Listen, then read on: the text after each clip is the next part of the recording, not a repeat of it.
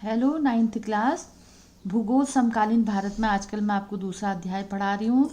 भारत का भौतिक स्वरूप। इससे पहले मैंने पढ़ाया था आपको हिमालय का पर्वतीय भाग, उत्तर का विशाल मैदान, और आज पढ़ा रही हूँ प्रायद्वीपीय पठार।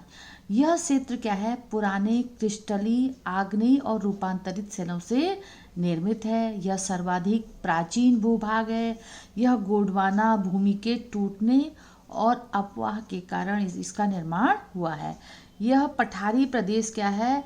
16 लाख वर्ग किलोमीटर क्षेत्र में फैला हुआ है।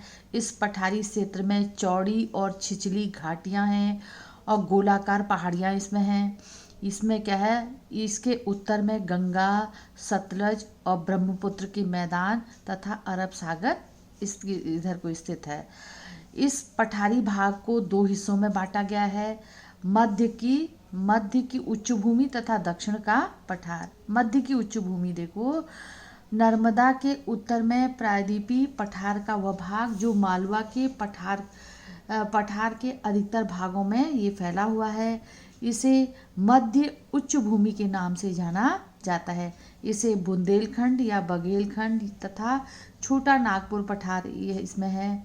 विंध्य श्रृंखला, दक्षिण में सतपुड़ा की श्रृंखला और दक्षिण में अरावली, इससे ये घिरा हुआ है। पश्चिम में यह क्या है? धीरे धीरे राजस्थान में बलुई और पथरीले मरुस्थलों में मिल जाता है। इस क्षेत्र में बहने वाली नदियाँ चंबल, सिंध, बेतवा, केन क्या है? दक्षिण पश्चिम की ओर से पूरब की ओर, उत्तर पूर्व की ओर बहती है। दक्षिण पश्चिम से कहाँ की ओर बहती है? उत्तर पूर्व की ओर बहती हैं। इस प्रकार इस क्षेत्र का ढलान यह दर्शाता है कि मध्यवर्ती उच्च भूमि पश्चिम में चौड़ी है लेकिन पूर्व की ओर संकीर्ण है। इस पठार के पूर्वी विस्तार को स्थानीय रूप से क्या है? बुंदेलखंड के नाम से इसको जाना जाता है। दक्षिण का पठार, इसे महाराष्ट्र के पठार के नाम से भी जाना जाता है। इसका क्षेत्रफल लगभग क्या है? 5 लाख वर्ग किलोमीटर का है। यह पठार क्या है? त्रिभुज के आकार का भूभाग है जो नर्मदा नदी के दक्षिणी भाग में स्थित है। उत्तर में इसके चौड़े आधार पर सतपुड़ा की श्रृंखला है, जबकि महादेव, कैमूर, मैकाल श्रृंखला क्या है? इसके पूर्वी ओर इसका विस्तार है। दक्षिण का पठार पश्चिम में ऊंचा और पूर्व की ओर कम ढलान वाला है। इस पठार का एक भाग क्या है? उत्तर पूर्व में देखा जा सकता है। इसे क्या है? स्थानीय भाषा में मेघालय, कार्बी एंग्लोंग पठार तथा उत्तर में कचार पहाड़ी के नाम से इसको जाना जाता है। पश्चिम से पूरब की ओर 3 महत्वपूर्ण श्रृंखलाएं हैं, गारो, खासी और जयंतिया। इसमें सागौन, चंदन जैसी बहुमूल्य लकड़ियाँ इस पठारी भाग में मिलती हैं। इसका विस्तार मध्य प्रदेश, महाराष्ट्र, गुजरात, कर्नाटक आदि राज्यों में मिलता है। पठारी क्षेत्र बहुत ही पुरानी स्थलाकृति है।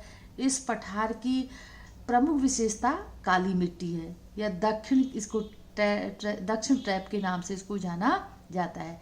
इसका उद्गम क्या हुआ है? ज्वालामुखी के कारण इनका उद्गम हुआ है। इसकी चट्टानें आग्नेय शैल की हैं। पूरा दक्षिण का पठार विषुवतीय क्षेत्र में स्थित है। इससे वर्षा मध्यम होती है। दक्षिण का पठार क्या है? काली मिट्टी, लावा की मिट्टी से ये बना हुआ है जो कपास की खेती के लिए बहुत ही लाभदायक होता है। जो काली मिट्टी है वो कपास की खेती के लिए बहुत अच्छी होती है। भारत में क्या है? प्रायद्वीपीय पठार को कभी गोंडवाना लैंड का भाग था। गोंडवाना लैंड को पृथ्वी का प्राचीनतम भूभाग माना जाता है। प्रायद्वीपीय पठार इसी भूभाग के टूटने तथा खिसकने से अस्तित्व में आया। इसी कारण क्या है?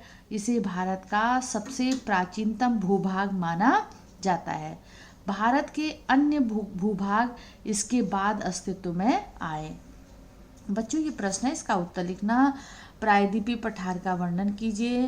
प्रायद्वीपीय पठार को प्राचीनतम भूभाग क्यों माना जाता है? इसको प्रश्न का उत्तर